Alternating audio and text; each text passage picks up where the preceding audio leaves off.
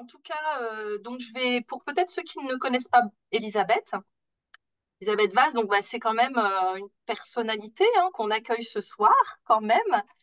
Donc Elisabeth, ça fait plus de 40 ans hein, maintenant qu'elle a découvert le Raja Yoga, donc elle enseigne, qu'elle étudie et qu'elle enseigne le Raja Yoga. Et pour ce thème, c'est vraiment la bonne personne parce qu'on peut dire que c'est une boîte à expérience, Babette, dans plein de domaines, Elisabeth. Je vais essayer de t'appeler Elisabeth, ça J'enverrai sera un sur Babette, exercice. parce que ça sera plus facile. Alors pourquoi? Parce que d'abord déjà au niveau, on va y revenir au niveau professionnel, elle a une carrière d'infirmière, donc une longue carrière, elle est maintenant à la retraite depuis quelques temps.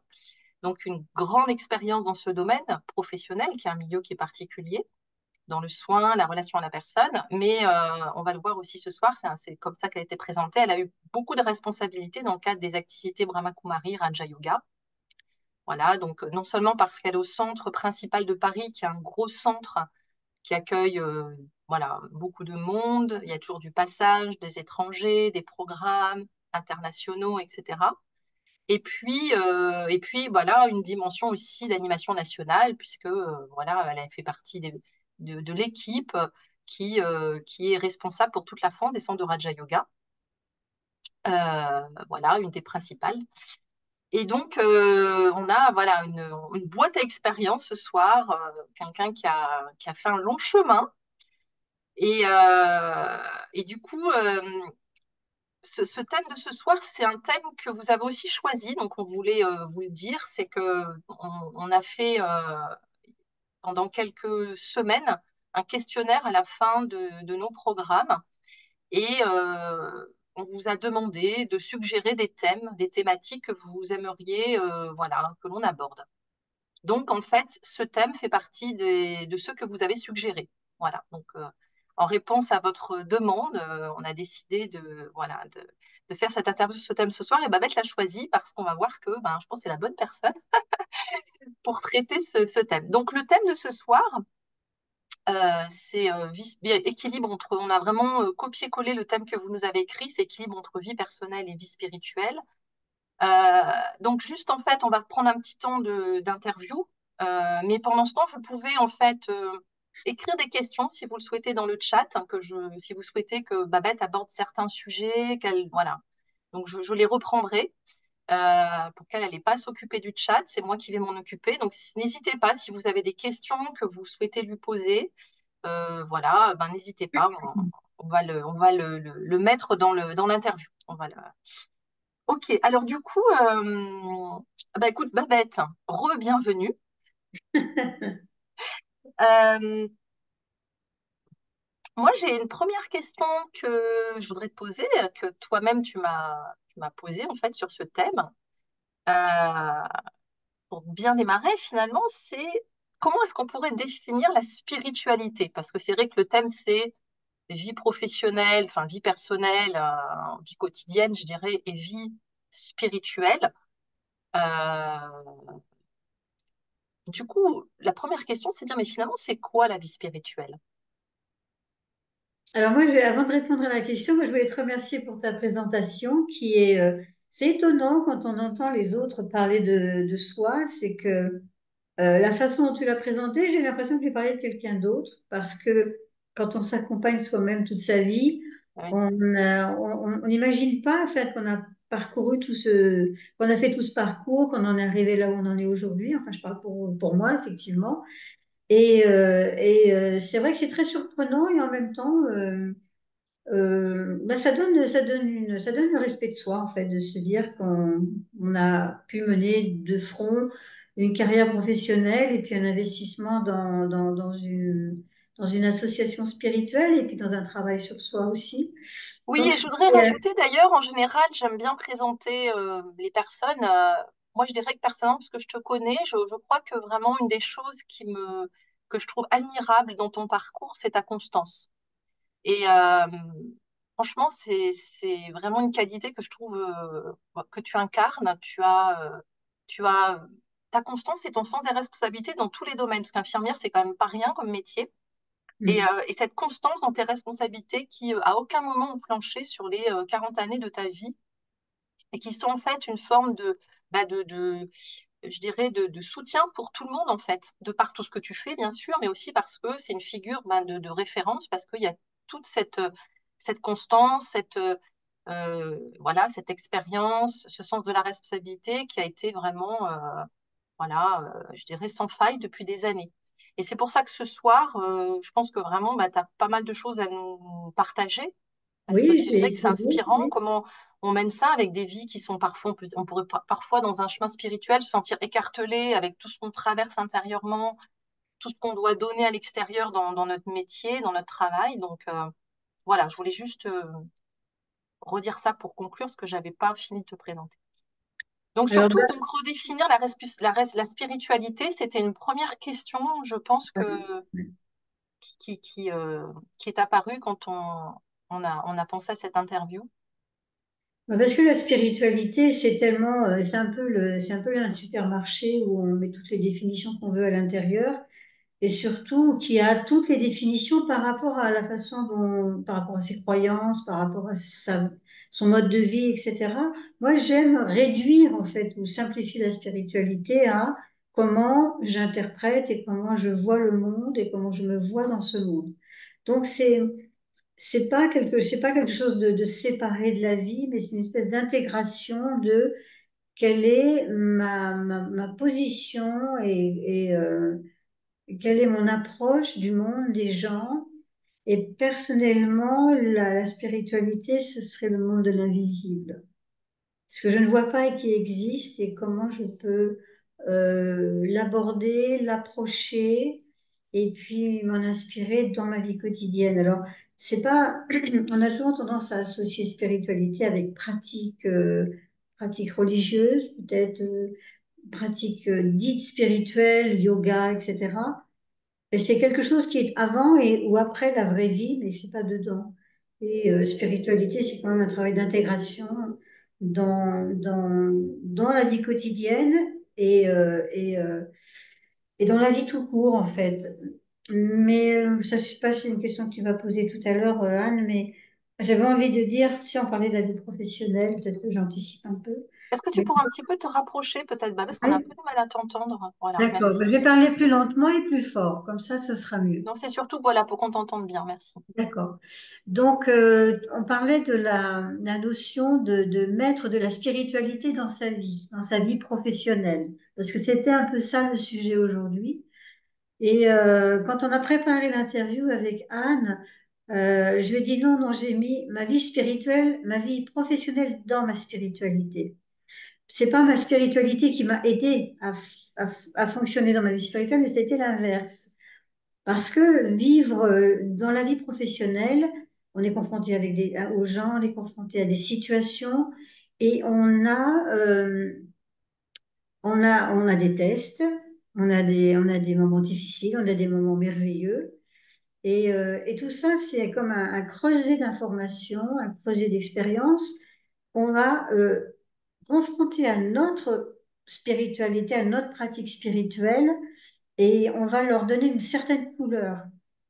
On va lire, la spiritualité va me permettre de lire ce que j'ai vécu, de façon à en sortir du sens, de façon à donner un sens qui n'est pas simplement le premier sens que je vois, mais ce qui est derrière. C'est toujours la notion de ce qui est invisible derrière ce que je vois. Et c'est ça que je vais importer dans ma vie spirituelle pour donner du sens et pour grandir spirituellement.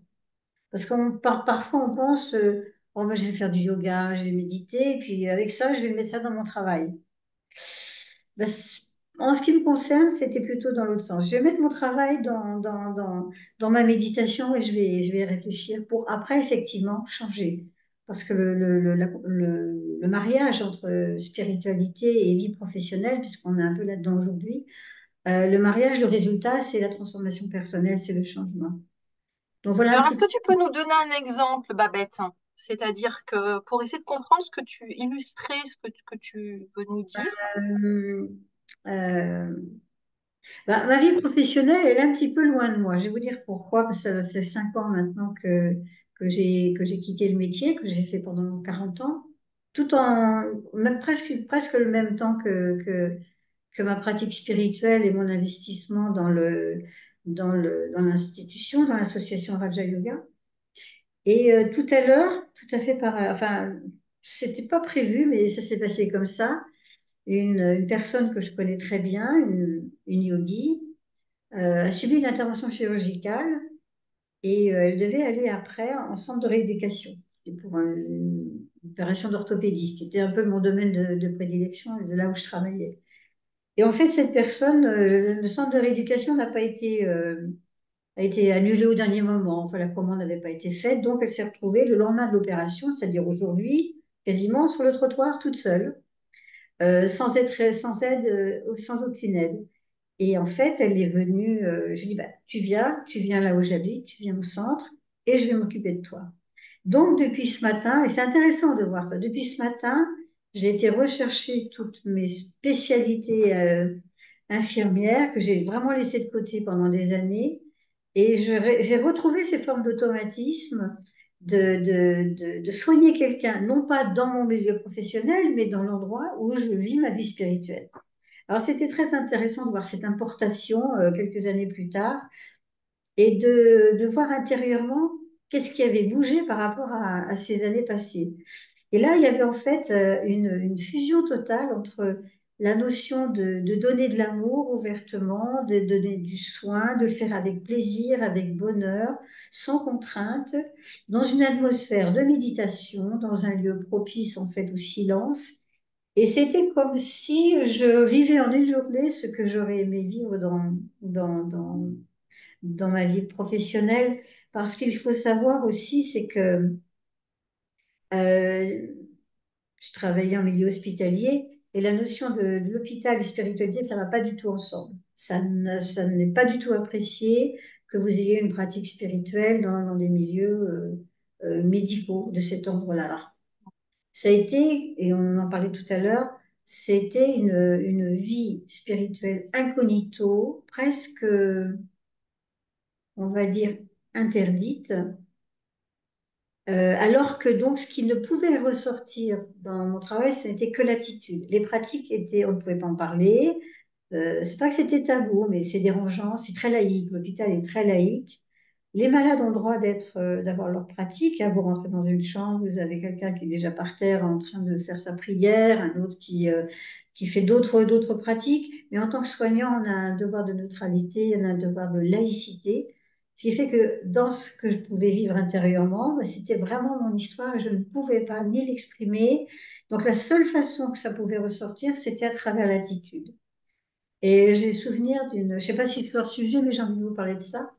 J'ai souvenir d'une collègue de travail qui m'avait dit un jour, je ne sais pas ce que tu fais, mais continue parce que ça doit être génial.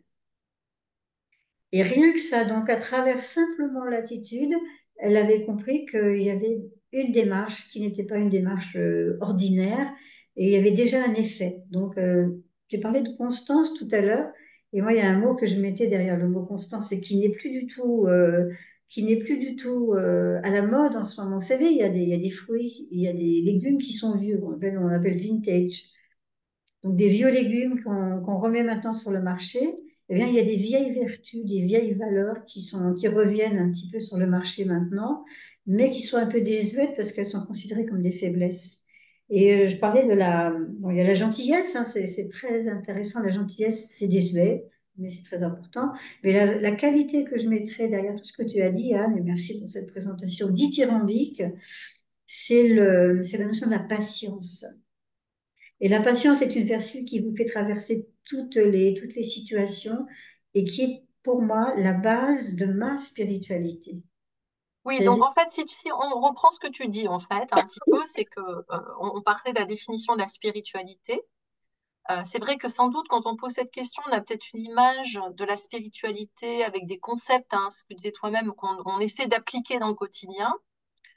Là, c'est pas l'idée, en fait. L'idée, c'est que se dire finalement, comment, peut-être, l'idée, c'est pour sortir de ce cloisonnement qu'il y a, c'est déjà de redéfinir c'est quoi la spiritualité. C'est pas une théorie. Donc, toi, ce que tu dis, c'est que d'autant plus dans un milieu où c'était pas possible, je dirais, d'en parler ouvertement, ça ne pouvait être pratiqué que de façon un petit peu incognito.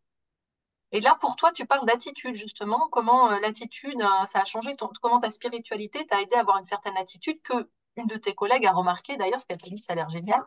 mhm. Donc, dans cette attitude, est-ce qu'il y a la patience ou la patience, c'est autre chose? Est-ce que l'attitude, parce qu'en fait, quand tu parles d'attitude, hein, peut-être toi tu sais, mais pour nous, c'est pas. Moi, j'essaie de me dire concrètement pour les personnes qui nous ont posé la question, tu vois, de ce thème ce soir, euh, comment ta spiritualité, on va revenir à la patience, hein, parce que ça me paraît hyper important. Euh, voilà, comment tu peux nous illustrer, comment ta spiritualité, ça t'a donné une attitude différente dans ton métier, dans ce que tu vivais? Parce que l'équilibre, c'est pas que la vie pro, c'est aussi la vie perso, la vie quotidienne, on va Oui, dire. oui, oui, oui. Mais comment Mais l'attitude, en quoi ça. Est-ce que tu peux nous donner un exemple, en fait? Qu'est-ce qui peut nous aider? Parce que tu dis, en fait, c'est vrai que la spiritualité, c'est vraiment travailler, c'est l'invisible, c'est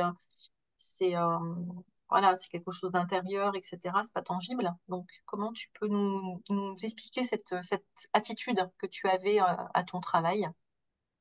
alors, c'était vraiment dans plusieurs domaines, mais il y a quelque chose que tu as dit qui m'interpelle un petit peu dans le sens de,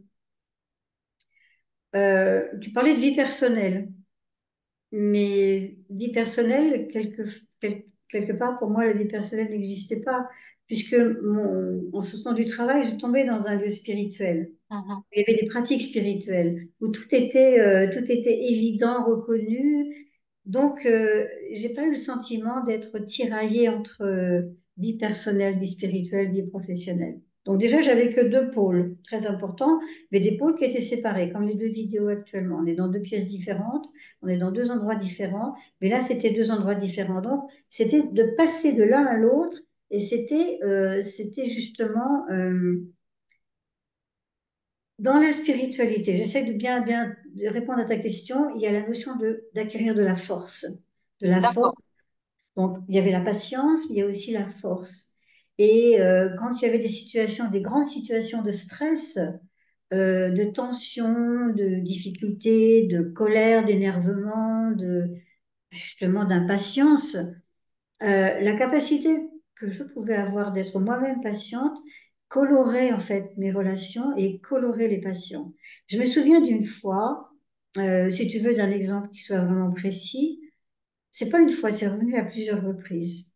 Euh, certaines, des collègues me disaient, quand je prenais mon service, ils me disaient, mais tu vas voir, ils sont tous énervés, c'est insupportable, ils n'arrêtent pas de sonner, Madame un tel, Monsieur un tel, tu vas pas t'en sortir, ça va être compliqué. Donc on m'annonçait une journée catastrophique dans un contexte d'énervement et d'agitation et de peine aussi, et de douleur, parce que bon, c'est toujours un peu compliqué. Et quand j'arrivais, je faisais le tour des patients et ils disaient, ah, c'est vous aujourd'hui? Oh, ben super, ah, ben alors c'est bien, mais je ne vais pas vous déranger, vous inquiétez pas, on va vous laisser tranquille. Et effectivement, la présence, je dis pas ma présence, attention, hein, je ne veux pas personnaliser non plus, mais la présence de quelqu'un qui a de la patience, qui a de l'empathie, qui a de l'amour aussi, faisait que les personnes se sentaient, et ça c'est quelque chose d'extrêmement important maintenant dans notre monde, en sécurité. Et je pense que l'attitude spirituelle, la spiritualité, le travail sur soi, l'intention de donner le meilleur de soi-même, crée chez les autres un sentiment de sécurité. Et ce sentiment de sécurité faisait que, eh bien, c'est comme si ça avait un effet curatif chez les autres et que leur douleur ou leurs besoins relationnels étaient simplement comblés par le fait de savoir que j'étais là. Mhm. C'est comme s'il y avait une atmosphère qui était créée et c'est vrai que les situations chaotiques qu'on m'avait prédit et prévues ben, ne se sont jamais réalisées. Bon, après, il y avait des événements, mais la présence de quelqu'un qui est paisible, donc qui travaille sur cette paix dans son travail spirituel, automatiquement colorer l'atmosphère et Mhm. imprégner la totalité des personnes qui étaient là, même dans les relations avec les collègues. Alors donc, si en fait on définit la Ça, c'est spiritualité, très pratique et c'est très concret, tu vois. ouais, c'est-à-dire en fait le côté tangible de ta spiritualité, c'était en fait, enfin, il y a deux choses que tu as dit, c'est vraiment acquérir de la force, avoir la spiritualité, et puis gérer les situations avec des qualités en fait, Mm. des vertus, je sais pas comment on peut dire, hein, patience, empathie, amour. Et ces qualités-là, en fait, ça amène une sécurité chez les autres, en fait, le fait qu'on dégage ça. Alors du Mm. coup, Comment on peut travailler à la fois cette force intérieure qui serait un petit peu incognito et puis ces qualités qui sont plus visibles dans notre façon d'être euh, et comment on le place dans une vie quotidienne parce qu'en fait c'est ça, équilibrer les deux. Comment je fais pour finalement pour travailler ça Alors, il y a aussi une en chose, ayant cette vie ouais. professionnelle, ce quotidien à gérer, etc. Ben, ce qui m'est personnel, ce qui nous est personnel, c'est les pratiques. Et ce qui est collectif, ce qui appartient aux autres, c'est notre attitude. Donc, c'est nos pratiques personnelles qui vont générer une attitude. Alors que parfois, on a tendance à, si on veut montrer nos pratiques en pensant que c'est ça la spiritualité, eh bien, on est dans un côté très religieux. Parce que le religieux a besoin d'extérioriser des rituels, des attitudes, des façons de faire, des façons des croyances, donc les partager, les exprimer. Alors que là, c'est complètement différent. Le travail, il est pour moi, le résultat, il est pour les autres. Est-ce que c'est clair? Vous voyez un peu le... Parce que si tu dis, ah ben moi, faut méditer pour être paisible. Alors, on va dire aux gens, ben, méditez, vous serez paisible. Mais pour méditer, il faut une pratique, il faut avoir envie aussi, il faut aimer. Donc, à un moment donné, le travail que l'on fait sur soi, d'introversion, de contrôler son caractère, de contrôler ses réactions, eh bien, le fruit de ça, c'est les autres qui vont en profiter. Et Mm. parce qu'ils vont voir quelque chose, ils auront envie peut-être à un moment donné de développer la spiritualité ou de mettre de la spiritualité dans leur vie pour sortir du matérialisme et de ce cartésianisme permanent qui fait on ne met pas dans sa vie c'est de l'huile en fait. La spiritualité, c'est de l'huile qui fait que les rouages de notre vie tournent bien sans sans souffrance. Parce que la spiritualité n'est pas un pansement, on va en parler, c'est pas un médicament, c'est un art de vivre. Et Mais est-ce que parfois ça peut pas nous déconnecter de la réalité? Parce que selon le tempérament qu'on a, alors c'est vrai que toi, c'est vrai que tu as un caractère, je pense aussi dans ta vie, tu as une personnalité très connectée au réel, au quotidien, si tu veux. Mais tu as des personnes, quand elles ont une démarche spirituelle, parfois, peut-être ça nous met dans une forme d'idéalisme qui est... Et puis cet idéalisme, en fait, ça peut créer une forme de tension ou de déception parce qu'on n'arrive pas à le faire vivre dans notre quotidien parce on peut par exemple, bah, tu vois, avoir une méditation, on est paisible et puis dès qu'on va dans le monde extérieur ou on va dans le travail, bah, on fait face à plein de tensions. Euh, donc en fait, moi ce que je disais, c'est que des fois la spiritualité, ça peut nous couper du réel. Toi, en fait, il y a des personnalités qui ont une tendance à idéaliser, donc la spiritualité peut un peu les séparer. Et en fait, on a tous en nous cette blessure de séparation entre ce que peut-être on aimerait être, notre idéal, et puis notre vie pratique. Alors on se dit, bah, ouais, je suis paisible quand je suis en méditation, mais c'est pas facile en fait dans le quotidien, c'est pas facile. Donc tu parlais de tolérance. Donc en fait, comment je travaille ça? Comment je travaille ça? Comment toi tu fais aussi pour garder cet ancrage? Alors c'est peut-être deux questions différentes. C'était ça un peu mon idée. Comment tu fais pour travailler ça? Donc est-ce que c'est ton ancrage en quotidien qui t'a aidé? Tu vois, comment tu as fait aussi pour travailler cette force et ces qualités dont tu parles? Alors, il y a quelque chose qui me vient quand tu parles, c'est que chaque jour, quand je me lève, je, euh, je me dis que c'est un jour tout neuf et que ce que je fais aujourd'hui, il faut que je le fasse mieux que la veille. Vous savez, dans la vie, les actions sont répétitives. 80% de ce qu'on vit, c'est des aspects corporels. On se lave, on mange, on fait des courses, on fait le ménage. Donc, Hmm. toutes ces choses-là, c'est la vie quotidienne. Et j'ai personnellement envie de perfectionner chaque chose que je fais chaque jour et le faire mieux que la veille. Donc, quand on a pour moi, la spiritualité, c'est tendre vers la perfection, c'est tendre vers l'action juste, c'est tendre vers, c'est pas le fait d'être performant ou le fait d'être rentable ou le fait d'être efficace, ça n'a rien à voir. C'est le fait de qu'est-ce que je mets dans mes actions chaque jour qui fait que cette action est une action élevée. On peut faire les choses d'une façon complètement ordinaire, mais l'envie, c'est d'être quelqu'un d'extraordinaire sans que ça se voit. Vous savez, pour tester les moteurs des voitures de luxe, là, on est les Rolls, etc., ce qu'on fait, c'est on les met dans une carrosserie de deux chevaux. Enfin, à l'époque, c'était des deux chevaux. Enfin, des voitures banalisées. Mais à l'intérieur, vous avez des moteurs de Rolls et ces moteurs-là sont testés sans être vus. Donc, j'ai l'impression que la spiritualité, c'est qu'on est des êtres complètement ordinaires, mais on est en train de tester des moteurs, ce que j'appellerais l'esprit, notre intellect, notre personnalité. On la teste d'une façon très incognito. Et à un moment donné, ça va se voir. Alors, on ne changera peut-être pas de carrosserie pour autant, mais pour moi, c'est ça qui me plaît, c'est chaque jour Ouais, d'être c'est meilleur que intéressant. la C'est vraiment veille. quelque chose du quotidien. Alors moi, je trouve ça hyper intéressant ce que tu dis, que finalement la spiritualité, c'est chercher l'action juste, l'action élevée. Hmm. Est-ce que Hmm. tu pourrais nous expliquer comment tu définis ça en fait? C'est pas forcément facile à comprendre. Ben, par exemple, je prends une action simple qui est celle de faire le ménage, hein, tout le monde se reconnaît là-dedans. Alors, j'ai deux façons, il y a plusieurs façons de faire le ménage. Il y a l'action, le geste en lui-même, il est toujours le même, l'éponge, le produit, quoi que vous utilisiez, ça reste toujours pareil.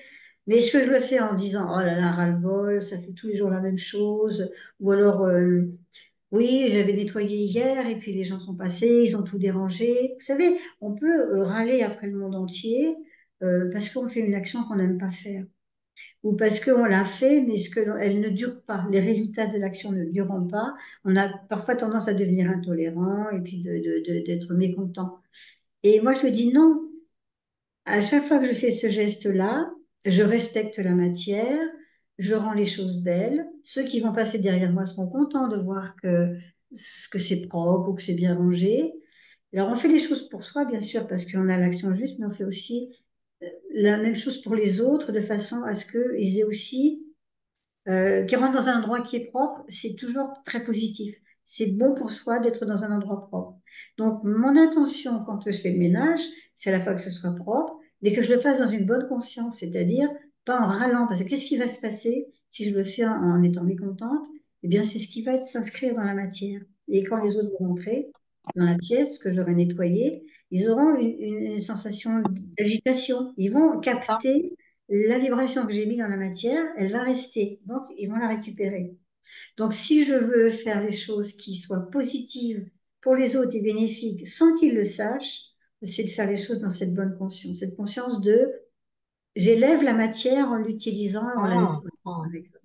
Vous voyez, Alors, il y a quelque chose ça qui la vient un peu avec spiritualité. ça.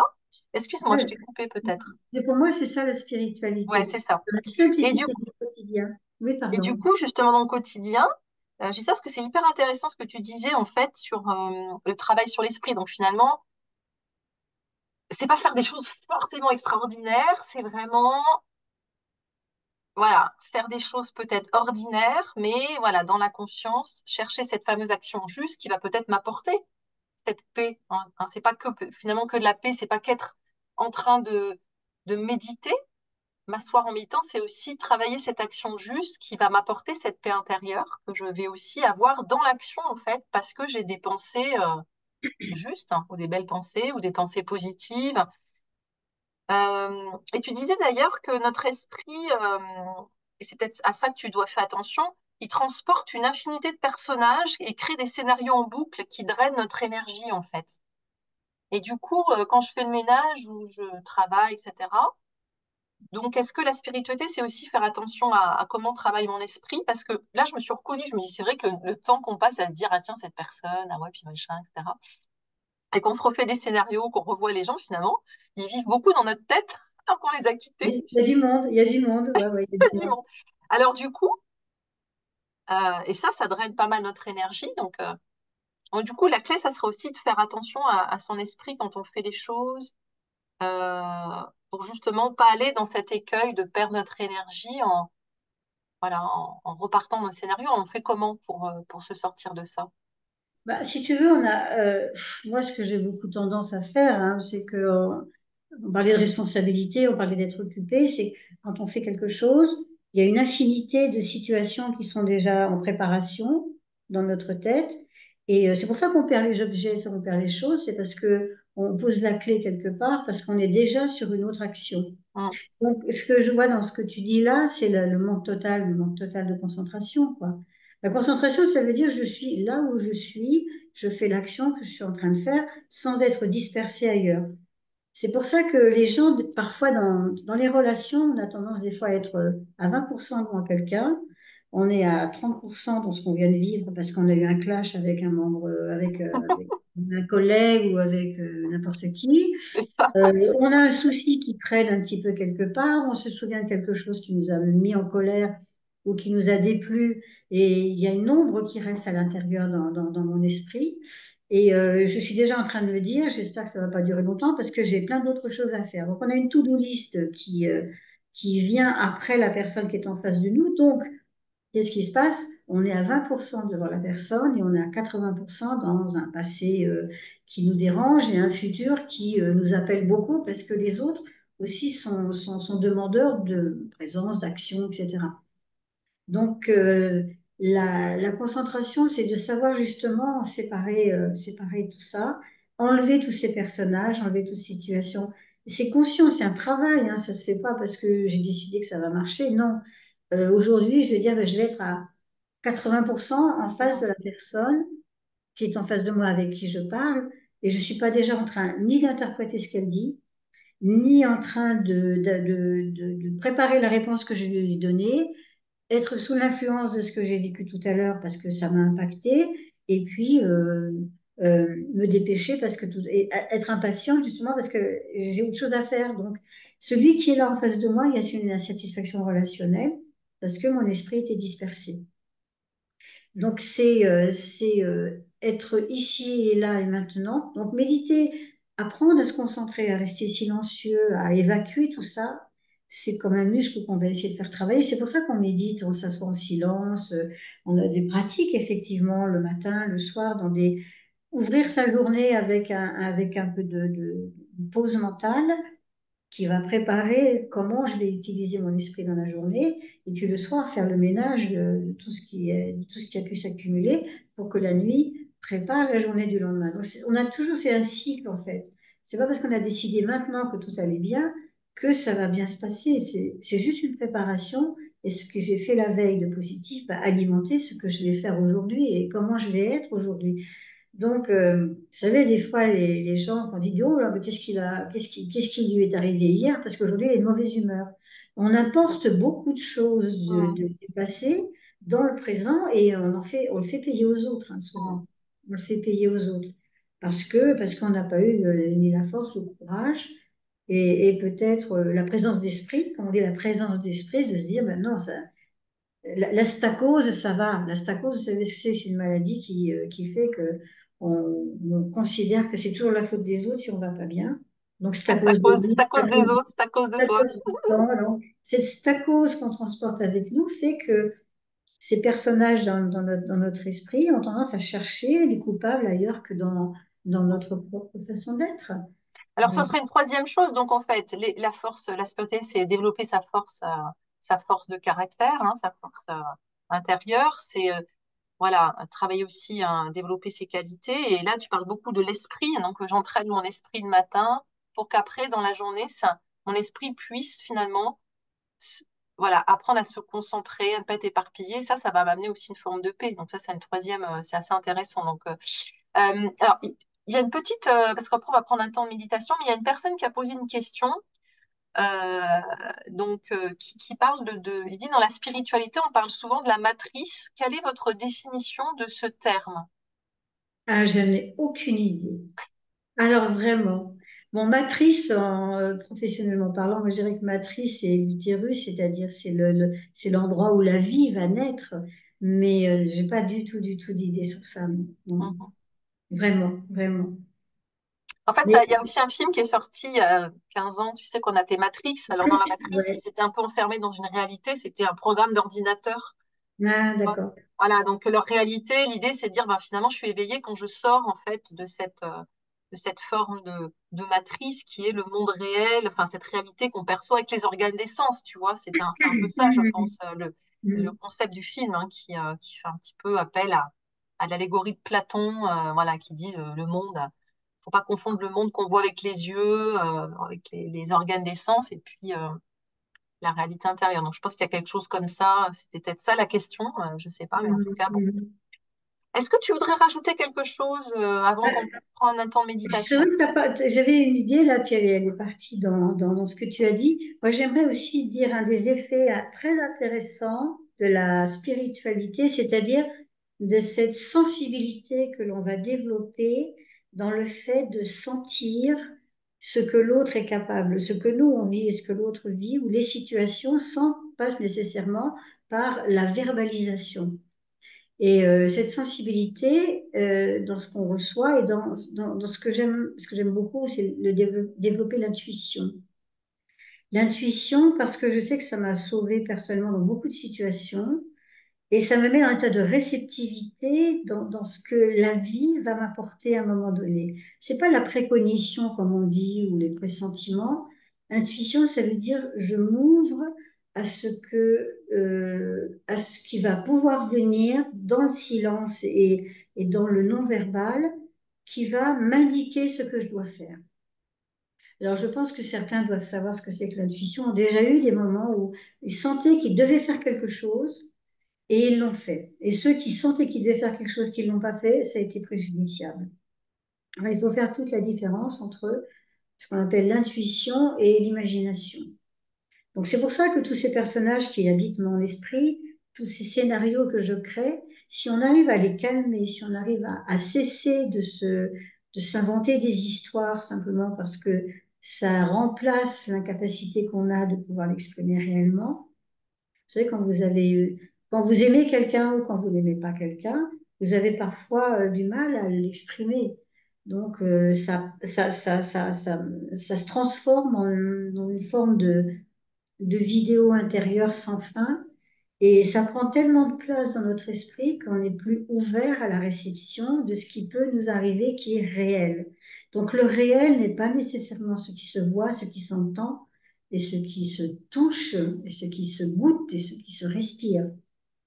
Le réel, c'est tout cet invisible. Moi, j'aime bien redire, c'est une phrase que j'aime bien dire, c'est quand on veut sortir du monde matérialiste et du monde cognitif, on va rajouter un chiffre. Par exemple, quand on a cinq sens physiques, et quand on veut parler d'une perception au-delà, on parle du sixième sens. On a deux yeux. Quand on veut parler de ce que l'on est capable de voir et de comprendre, on parle du troisième œil. Donc, vous voyez, on vit dans un monde en trois dimensions, hauteur, largeur, profondeur. Si on veut parler d'une autre dimension, on va dire la quatrième dimension. Donc, ça veut dire qu'il y a un chiffre à rajouter sur ce monde cognitif dans lequel on est, ce monde matériel, et on va essayer d'explorer qu'est-ce que ça veut dire le troisième œil, c'est-à-dire comprendre derrière ce que je vois. Qu'est-ce que ça veut dire la quatrième dimension, c'est-à-dire c'est l'espace dans lequel je vis, qui est chargé de vibrations, qui est chargé d'informations, qui est chargé de fréquences, qui ne sont pas nécessairement perceptibles, mais qui existent et qui m'affectent, qui me touchent. Et moi, je suis capable d'émettre aussi ça. Et c'est ma partie spirituelle, c'est moi l'âme, en fait, en termes, parce que c'est ça qu'on essaye de dire aujourd'hui, qui va vibrer et qui va toucher les autres et moi-même, et qui va toucher la matière. Et en termes d'intuition, je vais revenir un petit peu à ma vie professionnelle parce que je me dis, il faut bien que ça serve à quelque chose. Et quand j'étais débordée dans le travail, parce que ça arrive à un moment donné, quand vous avez une personne qui doit soigner 20 personnes en même temps, il y a quelque chose de l'ordre du déséquilibre, hein. Il y a un Hmm. gros déséquilibre. Et ne pouvant pas être partout en même temps, j'avais justement décidé d'utiliser mon esprit. Alors, au lieu d'être présente dans chaque chambre, eh bien, je faisais régulièrement, quand j'étais occupée dans quelque chose de très préparer quelque chose ou être sur l'ordinateur pour faire des transmissions, ne pouvant pas aller faire le tour physiquement, je le faisais mentalement.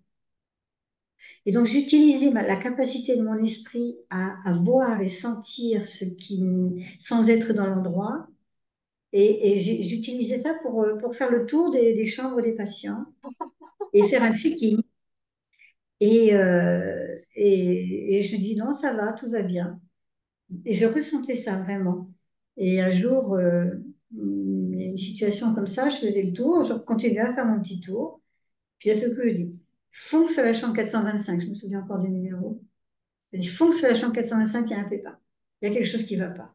Et c'était comme si j'avais perçu quelque chose d'anormal, quelque chose qui vibrait pas harmonieusement. Et du coup, je suis rentrée dans la chambre en courant, bien sûr, et la patiente était tombée, elle était dans le sang. Enfin, bon, c'était un petit peu une image un peu angoissante, mais elle ne pouvait pas appeler, donc Ah peut-être oui. qu'elle était par terre. Mais s'il avait fallu attendre le moment où on devait vraiment physiquement passer dans la chambre, peut-être qu'elle serait restée une heure et demie par terre comme ça. Mm. Donc je me dis, je joue beaucoup, je joue beaucoup. J'utilise ce genre de, ce genre de capacité de l'esprit à aller capter l'information en dehors de ces choses cognitives. Mm. Bon, après, dans la vie quotidienne, essayez de le faire, mais vraiment essayez de le faire. Là, on passe vraiment la chambre, j'avais perdu des clés. Vous savez, les clés, c'est des choses qui se perdent et qui se retrouvent ou qui ne se retrouvent pas. Et là, un jour, j'avais des clés, c'est des clés qui étaient importantes, essentielles, donc il fallait absolument que je les retrouve. J'ai cherché, cherché, cherché, cherché. Bien évidemment, plus on cherche, moins on Moi, on trouve. trouve. Et alors là, j'ai dit, bah, fais appel à ton troisième œil, enfin, voilà, tout ça. Je me suis dit, bah, la meilleure façon de les retrouver, c'est justement de ne pas penser, de faire la paix à l'intérieur, de calmer les pensées, de ne plus s'inquiéter, parce qu'il y a une émotion après qui est associée à la pensée, hein. Et je me suis dit, ben non, on va rester tranquille, on va laisser décanter. Vous savez, décanter, c'est très important. On va laisser décanter. Et puis à un moment donné, je ne sais pas pourquoi, j'ai vu les clés qui étaient collées à un aimant. C'est comme si une vision était apparue, une image qui est venue dans mon esprit, calmer, dégager de toute cette agitation et cette inquiétude, en fait. Et j'ai vu les clés collées à un aimant. Je dis, un aimant, les clés sont collées. Qu'est-ce que ça veut dire? Et alors, eh ben, j'ai pas cherché les clés, j'ai cherché des aimants. Je me dis, où il y a des aimants dans cette maison? Et j'ai trouvé des aimants, effectivement. C'était, bon, je vais vous dire la petite histoire. Les, euh, J'avais une ceinture aimantée. Vous savez, les ceintures quand on a mal au dos avec des aimants, c'est un truc ayurvédique. Et en fait, les clés étaient tombées dans la ceinture et la ceinture s'était refermée sur les clés. Parce que les Mm. deux aimants de la ceinture s'étaient refermés. Et donc, j'ai ouvert cette ceinture et j'ai vu les clés à l'intérieur. Donc, alors après, on veut dire d'où ça vient. Est-ce que mon inconscient avait enfin, capté la situation, mais là, je n'en étais pas très consciente. Mais bref, mon Bah, tu as inconscient. laissé la place, tu as fait la place pour quelque chose, l'information arrive. Voilà. Et donc, surtout, et ça, je veux dire, c'est une forme de spiritualité, c'est-à-dire utiliser mon esprit euh, en le laissant comme si c'était un récepteur, comme une antenne. Donc, l'esprit peut être une antenne qui capte. Alors, il peut capter des choses aussi basiques que ça, hein, c'est très humain, et il peut capter aussi d'autres choses beaucoup plus élevées, beaucoup plus puissantes, qu'on ne, eh bien, qu'on ne, comme une radio, quoi. Il y a des choses qui viennent de loin, qui viennent d'ailleurs, qui viennent de cette quatrième dimension, qui nous est peut-être parfois un peu étrangère. Et si là on capte des très très belles choses. On capte Alors, ce. je pense que ça sera le thème de la méditation, si tu veux bien nous guider. Il y a juste quelqu'un parce qu'on arrive, c'est déjà 8h moins 10, qui disait, ben, D'accord. ça va être intéressant de faire une pause, une courte pause méditative avant la tâche à effectuer ou avant de communiquer avec quelqu'un. Voilà, c'était ça. C'était une de ses suggestions aussi pour aider. Je pense que c'est un moment où tu parlais Hmm. de, de justement être justement dans cette réceptivité, de ne pas être toujours pris, de faire un peu de vide dans son esprit pour pas être toujours pris par les personnages, les scénarios, etc. Mm, mm, Voilà. mm. Et Alors, ça, est-ce que tu voudrais... Oui. c'est juste lié enfin, c'est lié justement aux attachements que l'on a. Plus on est attaché à une situation, plus on est attaché à une personne, plus elle habite en nous. Ah oui, Donc, ça c'est intéressant. Hmm. c'est quelque chose qu'il faut garder en soi. Donc, si vous voulez euh, vous sentir plus libre, vérifiez là où va votre esprit. parce que c'est un très très bon indicateur sur les situations et les gens que vous devez, si ce n'est changer, peut-être des fois aussi prendre du recul. Si vous pensez trop souvent à quelqu'un, même d'une façon négative, il faut prendre du recul. Parce qu'il y a un lien très fort, il y a un lien, comment dire, nous on utilise le mot ici karmique, c'est-à-dire qu'il y a une histoire qui s'est créée Mhm, entre deux personnes ou dans une situation et ça entraîne des attachements et cet attachement entraîne des échanges permanents de vibrations et d'informations entre les deux pôles. Donc, toujours contrôler à qui je pense, à quoi je pense et faire le tri. mhm. Ça aussi, c'est un travail spirituel. C'est faire le ménage dans sa vie et surtout garder ce qui est bénéfique et enlever tout ce qui est imagination. Ça, c'est difficile. Faire la Mhm. part des choses entre le réel et l'imaginaire. Enlever l'imagination. Ça, c'est important et ça fait gagner beaucoup de temps et d'énergie, hein. C'est l'énergie, en fait. Hein. On voit nos pensées, vous savez, c'est méditer, puis après avoir des pensées perdues, ça veut dire chauffer les fenêtres ouvertes. Hein. Mhm. Ça fait perdre Alors, un est-ce que tu voudrais nous guider pour une méditation? Quelques Euh, pensées, tu vois, justement. Quelques pensées, ben, je suggère, Anne, toi qui es une très grande spécialiste des commentaires de Non, méditation. mais en fait, je pensais Je bien que toi, suis parce que moi, je t'ai en jamais train entendu. d'inverser. Non, mais je suis en Et train moi, j'aimerais d'inverser bien les t'entendre, rapports, là. justement, méditer, mais d'une façon, justement, un peu peut-être comme on n'a pas l'habitude. Juste, tu vois, nous suggérer quelques pensées qui pourraient nous aider. Voilà, moi, ça me... Anne, tu me pièges, là. Vous savez, vous êtes en direct, là. Là, tu es en train de me piéger, Mais Anne. parce que j'ai envie d'apprendre de toi, c'est-à-dire qu'en fait, Ouais, c'est mais c'est ça facile, la je pourrais faire technique. un commentaire, mais moi, ça m'intéresserait oui, de t'entendre sur, tu vois, juste, voilà, quelques pensées qui vont illustrer ce que tu pratiques, hein, tu vois. Justement, tu as beaucoup parlé de l'esprit, de sortir de cette imagination, de tous ces scénarios, t'as- tu vois, t'as utilisé, t'as dit quelque chose de très intéressant, c'était l'esprit est comme un réceptacle, une antenne, tu vois. Est-ce que c'est peut-être ça qu'il faut visualiser? Donc voilà, si tu pouvais nous suggérer quelques pensées qui pourraient nous aider pour justement, qui vont nourrir cette spiritualité pratique qui est quand même ce que tu incarnes, voilà, ça Ben, serait c'est devenu chouette, hein, juste tellement- comme ça. Tu vois, parfois, et ça, je vais rebondir, hein, c'est que c'est devenu tellement, ça fait tellement partie de la vie, il y a une telle fusion, en fait, que c'est difficile de l'extraire et d'en faire une pratique ou d'en faire Mhm. une technique. Tu vois ce que je veux dire? Ouais, c'est Donc, juste, et ben, c'est pour ça, peut-être juste prendre, on peut prendre une minute de silence et puis tu peux nous ouais. suggérer quelques pensées, voilà. Je vais rester un peu en silence et puis je vais vous Ok, partager s'il y a quelque chose qui vient. S'il n'y a rien qui vient, eh ben, ce sera ce qui devra sortir, c'est-à-dire le rien. Enfin, le rien, non, je ne veux pas dire, mais apprécier vraiment le fait d'être tranquille. Hum,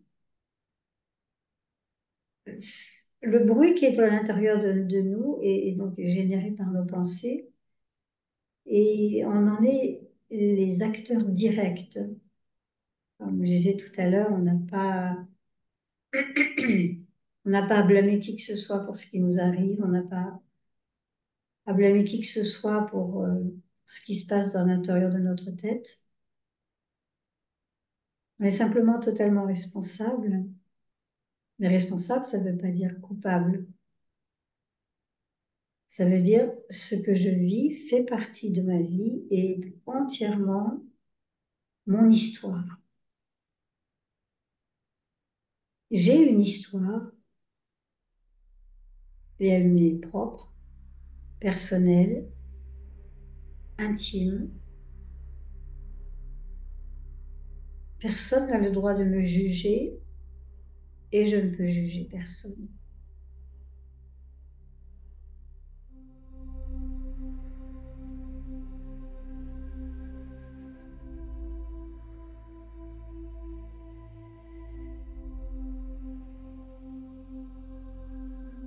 J'ai le droit d'être qui je suis.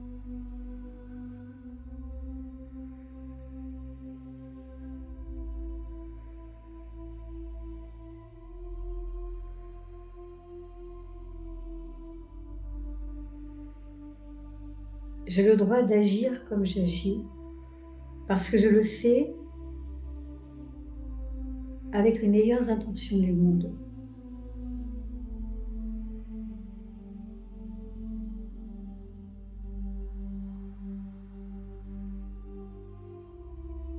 Quoi que l'on fasse, quoi que l'on pense,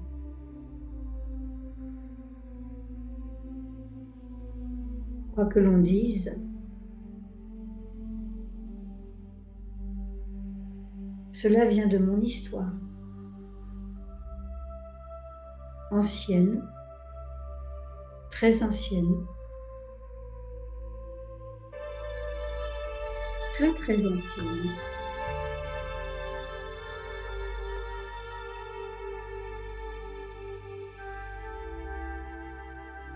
Je suis aujourd'hui le résultat que j'ai accumulé avec le temps, l'expérience, de réussite, d'échecs, d'espoirs déçus, de belles surprises.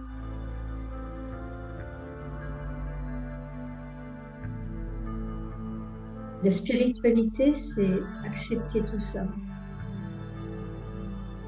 accepter ma différence, accepter mes spécialités, accepter mes faiblesses.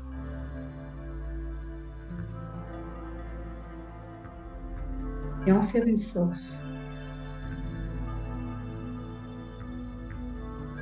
Parce que la merveille de tout ça, c'est que je suis un être perfectible.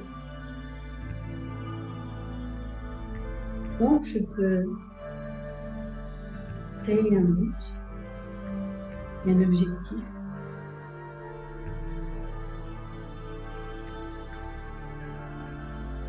Celui de devenir le meilleur de moi-même, pas ce que les autres attendent, mais ce que je sens vouloir être.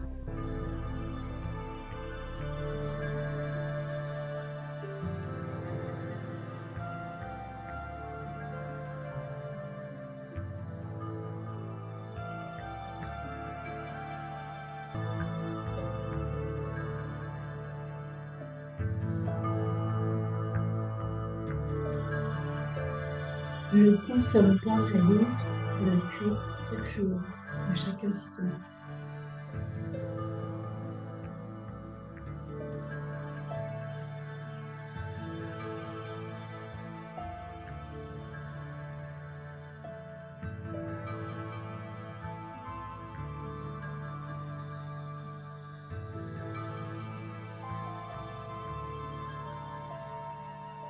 Si je crée ma vie, je l'aime. Et je m'aime aussi. Parce que j'ai choisi ce que je veux être.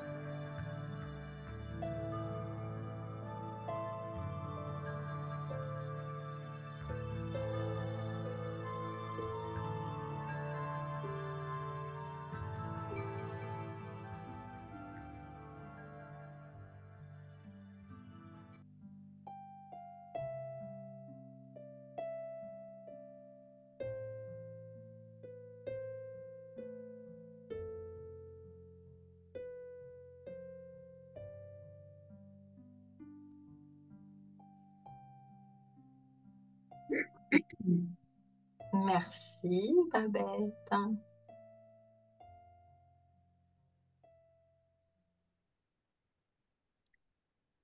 Eh bien, Ouais, prendre sa vie en main et puis ne pas être ne pas être victime des circonstances. Vous savez, le fait d'être une victime, c'est comme un tampon.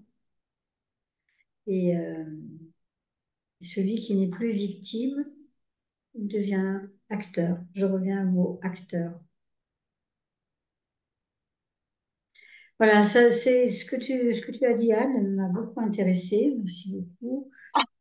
parce C'est toi que, qui as parlé, non, je te non, parce que rappelle. en fait, moi, ce que j'aime beaucoup, parce que je vais faire le retour je vais faire le retour de la louange parce que j'apprécie beaucoup Anne. Donc, c'est vrai qu'il y a une amitié profonde qui s'est créée, après toutes ces années de spiritualité ensemble, même si on se voit pas souvent. Oui, il y a une appréciation Une réciproque, c'est vrai. appréciation. Et ce que j'aime beaucoup, c'est la richesse de ta réflexion, la, la pertinence de tes interventions et de la façon dont tu es capable de faire ressortir chez l'autre le meilleur de lui-même. Mhm. Et, et alors là, quelque chose qui est On a extraordinaire. Martine qui nous remercie. Oui, mais là, ma bête, c'est quand même toi qui as parlé. Alors, Non, non, justement, non, puisque tu veux, moi, je voudrais juste te dire en une phrase, deux phrases, tout ce que tu as dit, parce que quand même, c'était assez riche. Et donc, voilà, la pensée synthétique de Anne. tu as pensé, bah, en fait, tu as parlé que la spiritualité, c'était acquérir de la force. C'était aussi transmettre des qualités. Donc, tu as parlé de certaines comme la patience, l'empathie, etc. Qui est la patience, qui est une vraie, que ces qualités-là, quand on les émane, en fait, on les rayonne, ça a même une sécurité chez les autres. Donc, c'est très incognito. Qu'en fait, dans la spiritualité, une pratique, c'est religieux, mais le résultat, en tout cas, moi, c'est ma pratique, c'est personnel, mais le résultat, c'est les autres qui le captent et que ça, c'est vraiment ce qu'ils ressentent. Qu'une des clés pour justement avoir une spiritualité équilibrée avec la vie quotidienne, c'est l'ancrage. Que toi, tous les jours, quand tu te lèves, tu dis que tu vas, voilà, tu sais comment je peux améliorer, comment je peux être perfectible. Et c'est notamment quelque chose qui était très puissant, c'est la spiritualité, c'est l'action juste. Ce qui m'amène la paix, c'est ça, c'est l'action juste, l'action élevée. Et ça, tu disais, tu disais que c'était surtout dans les pensées qu'on avait, c'était pas tant l'action. Tu donnes l'exemple de faire le ménage. Hein, c'est vraiment, voilà, si je fais le ménage en me disant je respecte la matière, j'amène de la beauté dans ce que je fais, si c'est propre, les gens se sentiront mieux. Tout ça, c'est vraiment une action élevée. C'est pas tellement ce que je fais, mais c'est la conscience et les pensées avec lesquelles je le fais. Tu as aussi beaucoup parlé de concentration, que la concentration, c'est quand même quelque chose de très important dans la spiritualité parce que ça permet de développer l'intuition. Ça permet de laisser la place pour que certaines informations nous viennent et que du coup, il fallait se libérer. Ben voilà, c'est pas, je suis 80% ailleurs, 10% avec une personne, mais tous les jours, j'essaie d'améliorer mon taux de présence, de concentration pour vraiment développer cette spiritualité qui va avoir un impact parce que je suis pas, voilà, pris par plein de choses, mais que ça se pratique aussi dans le silence avant de commencer sa journée, hein, voilà, bien sûr. Il faut que j'entraîne mon esprit, c'est ce que tu disais, déjà à travailler dans la méditation, à travailler cette concentration qui va m'aider dans la journée. Ensuite, voilà. Euh, et puis, tu as beaucoup parlé donc de cette intuition qui est très importante, qui n'est pas de l'imagination, c'est très différent. Et que justement, il faut se libérer de cet imaginaire qui nous encombre l'esprit, qui nous empêche finalement de capter ce qui est juste. Et que voilà aussi, le réel, c'est l'invisible pour toi qu'on doit être. Ça développe une sensibilité à toutes les fréquences et les vibrations qu'il y a autour de nous. C'est ça aussi la spiritualité. Voilà, écoute, en tout cas, et que c'est aussi un travail d'intégration de nous-mêmes. Voilà, écoute, en tout cas, merci pour tout Merci, hein, ça. Et merci de ce très bon résumé. Merci beaucoup. Il y a une cohérence, c'est vrai. Je ne pensais pas. oui, il y a un fil, donc voilà, on pourrait recreuser. Et puis en tout cas, ça va voilà, nous inspirer pour nos journées. Et puis la prochaine fois que je vais passer l'aspirateur faire le ménage, écoute, je vais penser à toi et je vais essayer de faire attention à mes pensées. Parce que finalement, on fait beaucoup d'actions très simples dans la vie, en fait. Et ça, c'est vraiment une super clé, je trouve, de se dire que, voilà, je vis, à quoi je pense quand je fais les choses, et c'est super important. Tu Donc, sais, il y a un mot qui me vient pour résumer ce que tu dis, c'est le sentiment que c'est donner de la valeur à ce qu'on fait.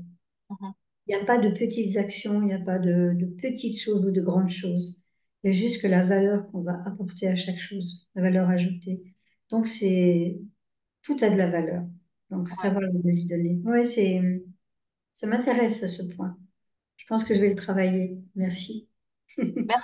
Merci pour toutes les personnes qui ont participé, pour tous vos mots Et ouais, merci de gentils. votre présence. Ouais. Babette, merci Babette, c'est marqué merci Babette et Anne, voilà, merci pour ces pépites.